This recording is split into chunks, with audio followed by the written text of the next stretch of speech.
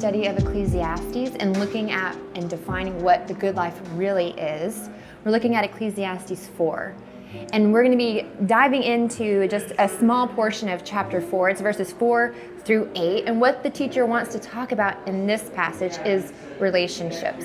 And I'm here today in a coffee shop because one of my favorite things to do is to get to know someone, is sit down and have a cup of coffee or a cup of tea with them and just hear their story and get really connected to somebody and hear where they're coming from, because there's no greater way of building those bridges and having those moments of just, oh, me too, or oh, I know something about that, or oh, that's so incredible about your story, than having that time to sit down and really listen to someone and share those moments with them.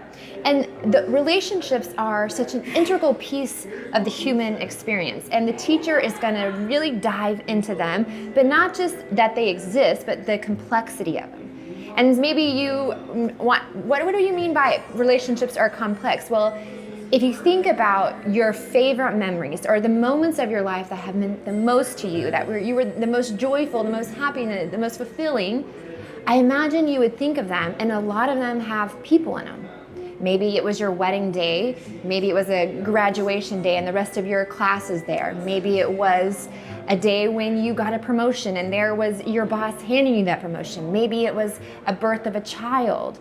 People are a beautiful piece of our life, and relationships are important. But on the other side of that, relationships are also sometimes the source of our greatest wounds. We suffer loss, we suffer people that betray us and hurt us, and we hold those wounds as well. And so relationships are very complex, but it's something that we have to talk about when we are discovering what that good life really looks like. And so the teacher, first he's going to bring back a topic he's talked about a lot already, which is the topic of work, and he's going to mingle that with relationships. And he's going to say, why are you working so hard? And he says there in verse 4 of chapter 4, he says, then I saw that all toil and all skill and work come from a man's envy of his neighbor. This also is vanity and a striving after the wind. And so he wants to dive directly into this emotion of envy and the motivation of jealousy. And that's also a part of relationships as well. Maybe there's people in our life that we look at their situation, we look at their life, and that's what motivates us to work harder, to be more successful, because we want what they have, or we want to be more successful than they are. And the teacher is saying that is not the way that we seek success. That is not a life-giving pathway. That is mindlessness. That is the vapor that we keep talking about, is because that finish line will continue to move and to move. And envy and jealousy, what they do is they creep in and they destroy and they bring death to a relationship. In Proverbs, it tells us that a peaceful heart brings contentment, but envy rots the bones. And so you can see that the word there, envy, it really is destructive. And so what we have to be mindful of is when we are in relationships with people, when we are pursuing the things that the Lord has put in front of us, is why are we doing this? We have to reflect on that. And so there was several years ago, there was a relationship in my own life, and an acquaintance, a far acquaintance of my own, and I had followed her on social media. And I would watch her things that she would post and the different things that she would talk about and the pictures of her family and things that she was doing. And I started to recognize in me a stirring of envy. I started to feel very jealous of the things that she was experiencing.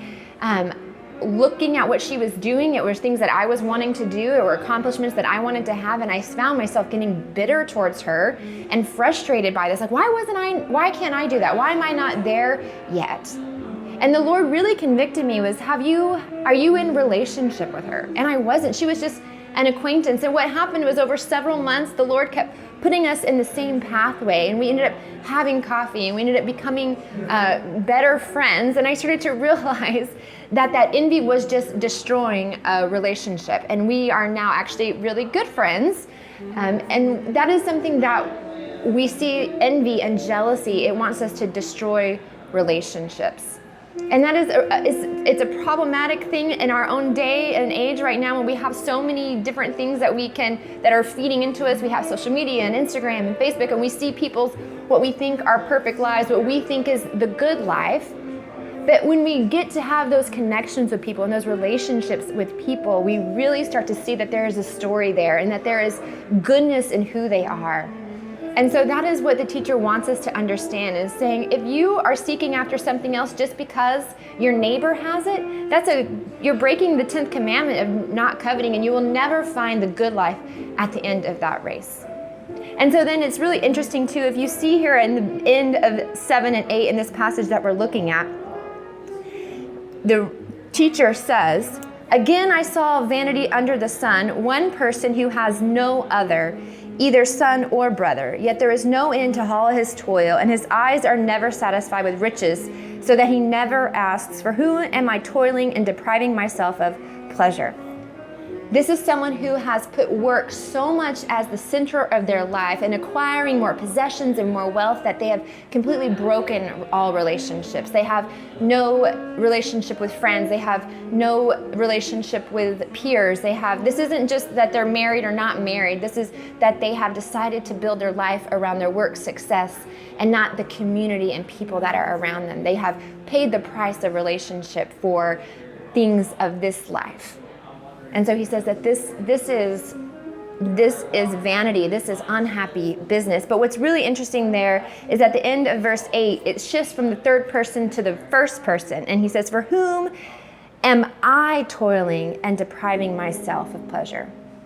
And it's kind of an interesting shift because he's acting like this is someone else. And I think a lot of times when we think of jealousy, or we think of someone who's cut relationships off because of their desire for success, we can think of other examples of people in our life, or we can think about, oh, that's their situation. I don't really deal with that. But what the author is kind of having us do here is kind of reflect the mirror back on ourselves and say, is there a place or a posture or a relationship in our life that we have broken because of envy, that we have distanced ourselves because of jealousy, or is there are areas of work and success in our life that we have put over relationships? So this is an important time to ask and reflect that of yourself, to not just kind of imagine it in other people's lives or as a rhetorical question, but to really hear from the Lord. And as you seek what the true good life really means, that we see that there is beauty in relationship, there's beauty in community and the people that God has surrounded us with.